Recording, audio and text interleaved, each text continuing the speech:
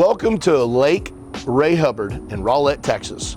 We're going to show you this beautiful balcony project that we've done that had some challenges that we worked through that the client was patient on, but we're going to share all the different things that we encountered through the process and share this beautiful project with you.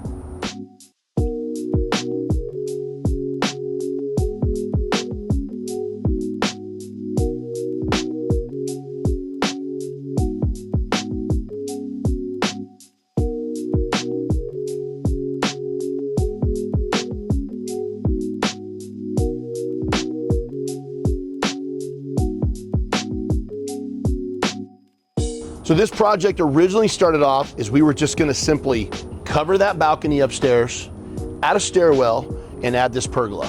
And we eventually did all of those things, but in the process we had several challenges, starting with the delay in our permitting because they left off our stairwell. Even though we had it in our renderings and we had it in our build sheet, they had to come back and re-inspect our footing that we had to pour for this thing after the fact.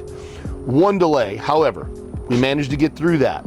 As we progress through this project, the next thing we discovered is the existing concrete that's here that we didn't pour already had a beam in it.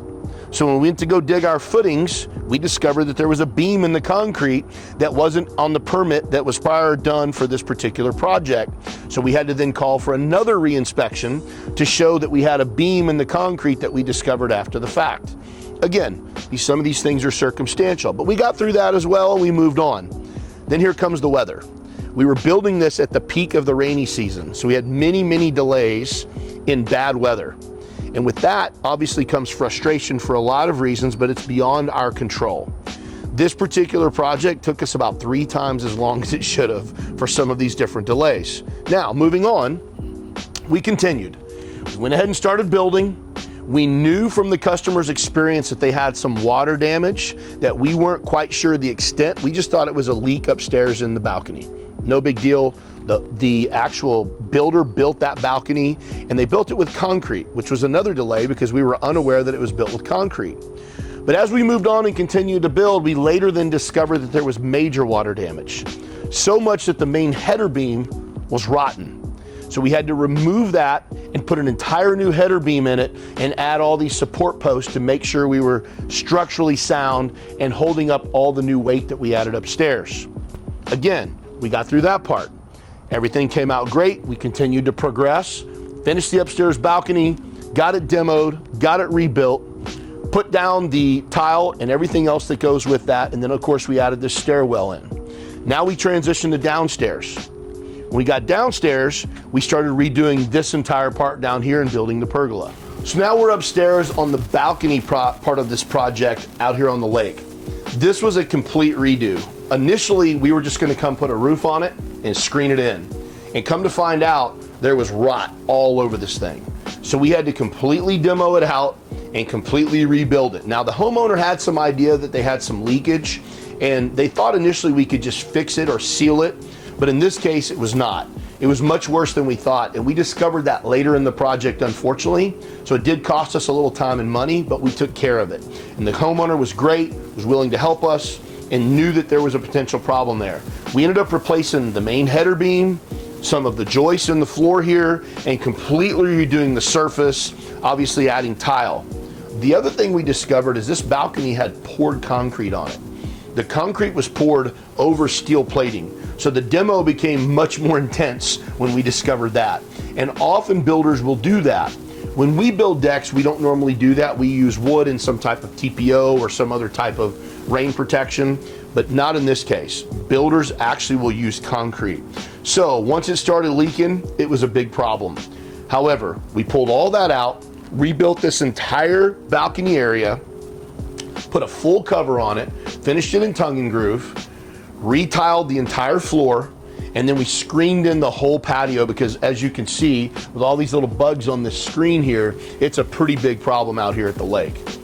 So then we finished up with a screen door here, so they have full access in and out, and this beautiful spiral staircase that allows them to go up and down because this actually comes off the master bedroom.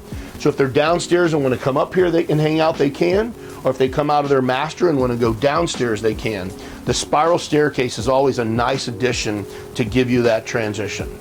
The last few things we did here, obviously to make it more livable, was give it adequate lighting, which they have, a beautiful fan, a heater, and a TV.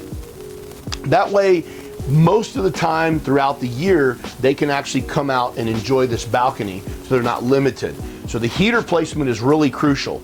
Obviously right here in the living areas where you're gonna want most of the heat, and then of course your lighting and your fan, same position. Wherever you're gonna be spending the majority of your time is the area you wanna light up, cool, and heat to make sure that you're keeping that area, adequately air conditioned or cooled or heated or whatever you're trying to do. So if you have a balcony or you're thinking about adding a balcony, this is the way to do it. You definitely want to cover it and make it where it's livable, and then add the amenities so it's more comfortable. And then of course, if you want to, go ahead and screen it in. But again, this makes your space a much more usable space that you can enjoy year round. So then we came to the downstairs part, and this was pretty straight ahead. As I said, we rebuilt all this, put a new header beam in, had to replace a few joists, had to fix some of the water damage and reseal everything, which we did. And then we finished all this with a tongue and groove, which came out beautiful. And then we had to make sure that this header beam was adequate and well supported. So we did add these 4x6 posts on either end of it, because not only do we have weight on top, but we then came in and hung the beam for our pergola on this header beam. So it was really important to us to be structurally sound and not just depend on the house's structure for this. So that's again why we added these 4x6 posts everywhere there's a beam or an addition. And then we came off of that, of course, we extended our all wood pergola. It's all made in natural cedar, and then we put a poly on top of it because they wanted to still have light coming in, but they didn't want to completely make this dark. So by doing the pergola with the sky poly on it, they still have a lot of natural light that comes in when they're out here on the patio, whether it's in the daytime or in the night, but they're out of the rain. We've got a tinted poly that actually cuts down on the temperature and the amount of light that's coming in. This entire patio area that they had already built with the stamp and stain concrete is now completely covered. Their kitchen area is covered, and they added almost 300 square feet of additional covered space. So what they've ended up with now is 3 times the patio area they had, maybe 4 if you count the size of this pergola. Because all they had before that was actually covered was that space right there underneath the balcony. The upstairs balcony wasn't covered, and this did not have a pergola. So now that they've covered the upstairs balcony, they can use all of that year round. They now have this space that's protected from rain because the pergola stops the rain from blowing in here when they're sitting out here. And then of course they can use this additional nearly 300 square feet of pergola covered and protected from all the elements. And within that, it all goes around the pool.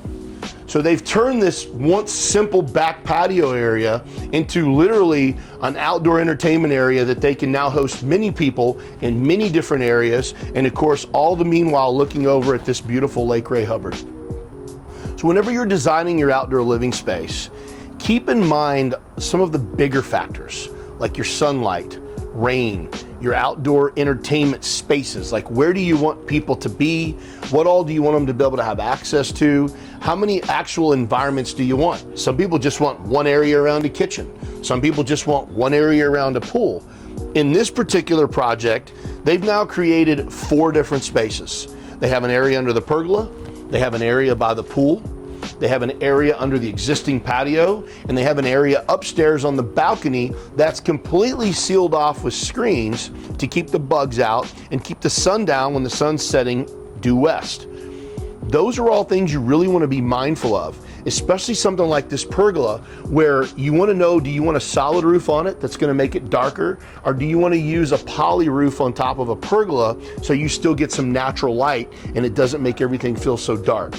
Those are some simple things to think about. And then going bigger, do you want a spiral staircase so you can transition up and down between your upstairs and downstairs? Again, it's about having options, it's about having versatility, it's about being able to utilize your space more than you would normally, or being able to use it year round.